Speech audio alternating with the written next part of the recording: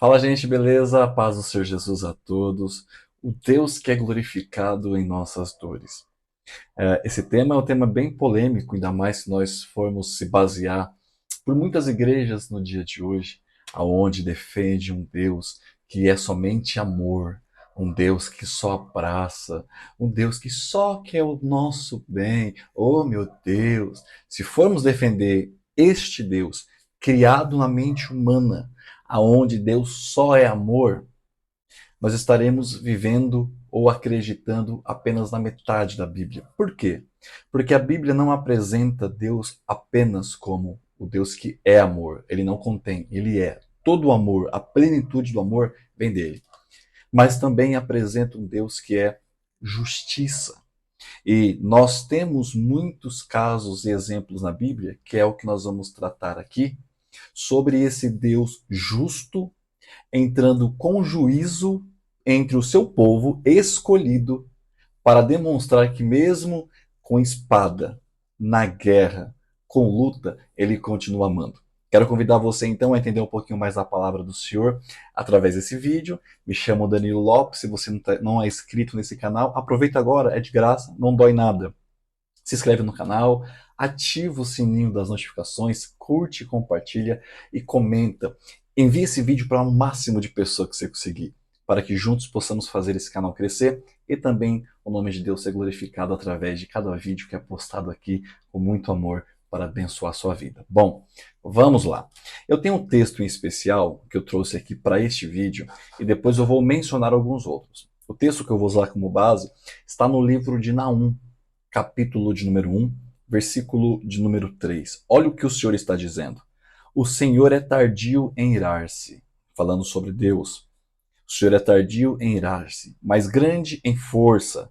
Ao culpado não tem por inocente. Preste atenção agora. O Senhor, aqui está o Senhor grafado, tudo com letra maiúscula. Aqui é o tetagrama, Yud Re Vav Re.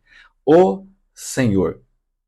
O Senhor tem o seu caminho na tormenta e na tempestade, e as nuvens são o pó dos seus pés.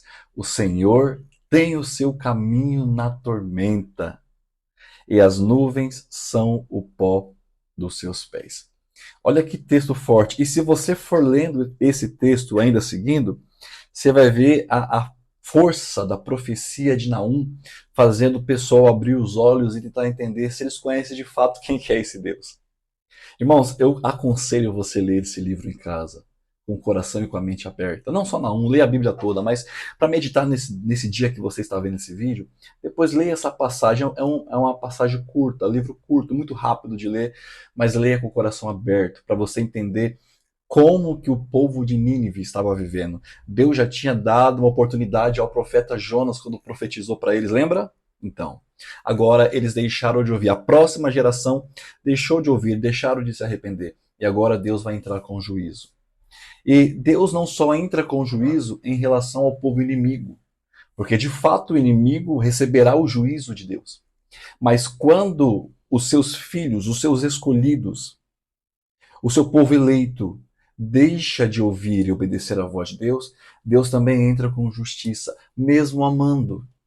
Se nós pararmos para analisar a história de Israel, irmãos, quantas guerras Israel enfrentou? Quantas guerras, quantos reis se levantaram contra Israel? Ao ponto de Deus levantar o rei chamado Ciro e falar assim: eu ungi meu servo, falando de Ciro. Tudo isso para enfrentar o próprio povo que ele elegeu. Danilo, mas como que pode isso? E o Deus de amor? É o mesmo Deus de amor que também é o Deus de justiça. Esse Deus, se necessário for, para corrigir a gente e fazer com que nós voltamos para o caminho, esse Deus permite vir a tempestade. Esse Deus permite vir as lutas, as guerras. A verdade é que guerra vem você servindo ou não servindo.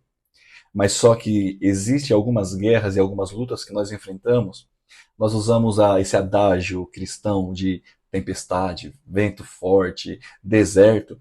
Nós muitas das vezes queremos aplicar isso quando nós estamos passando por um processo difícil. E aí nós estamos falando para Deus, Senhor, me ajuda, Senhor, tira, abrevia esses dias para que passe logo. Mas você já parou para analisar se às vezes você tá passando por esse processo e você acha que é o diabo e na verdade é Deus? Porque tem muita gente, eu ouvi uma vez um pastor falar, gente, ele falou assim, até o diabo está recebendo sentença de ação que ele não fez. Ou seja, o que o pastor quis dizer? Tem muita gente que está culpando o diabo por ações que foram elas mesmas que praticaram. E agora, você já parou para imaginar que de repente o que está acontecendo com você não é ação demoníaca?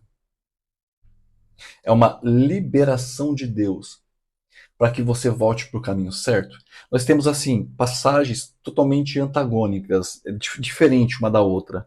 Vou te dar um exemplo aqui para você entender o que eu estou querendo dizer.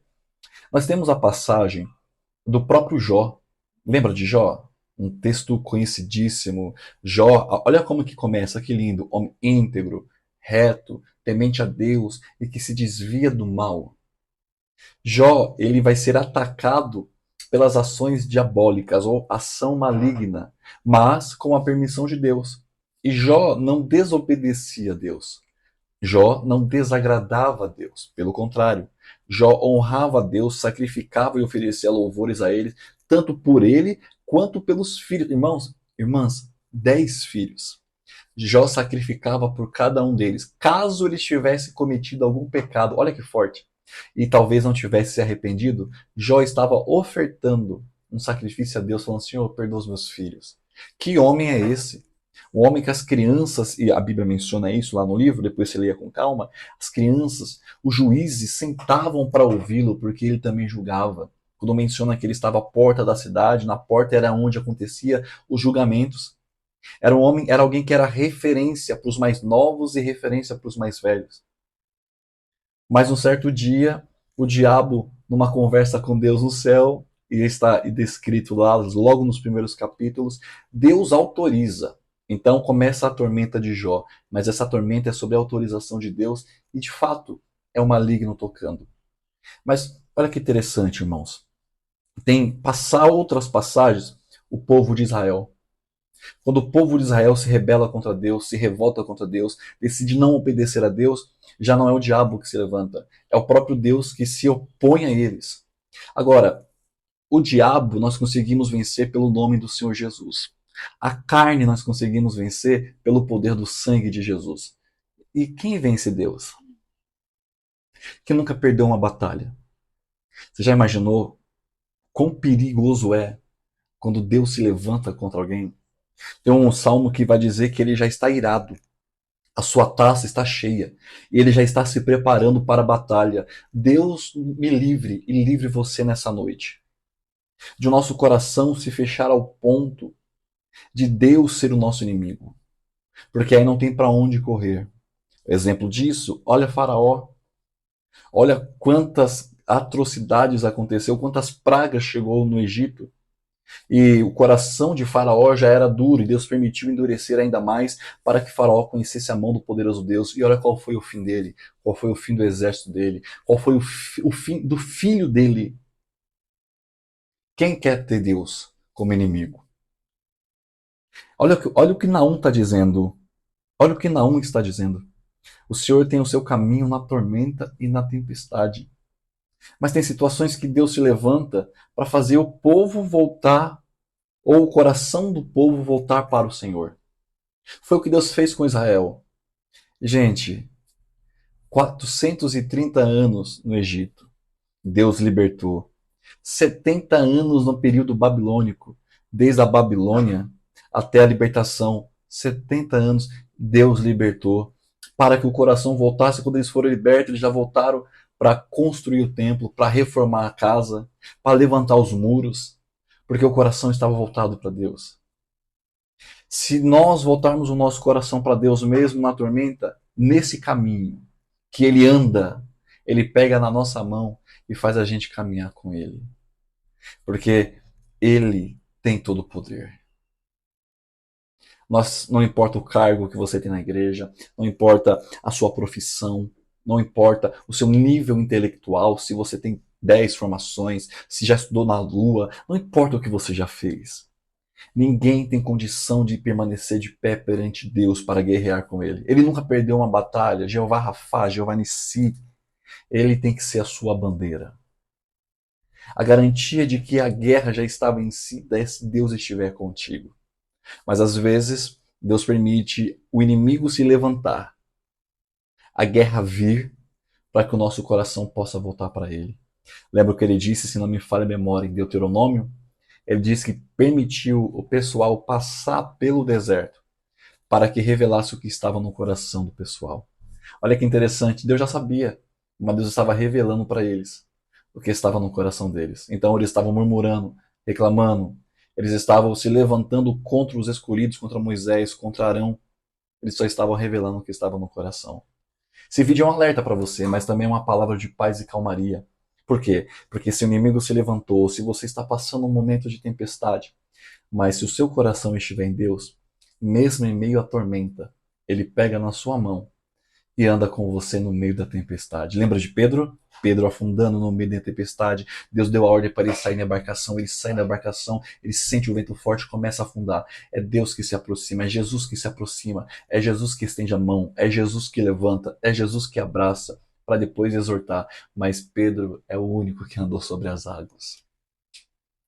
Que Deus te abençoe. Compartilhe esse vídeo com alguém que precisa receber essa palavra. Deus vai ser glorificado no meio dessa tormenta. Receba essa palavra de paz, receba esse bálsamo para o seu coração. Que Deus te abençoe em nome de Jesus. Um beijo no seu coração e fique na paz do Senhor.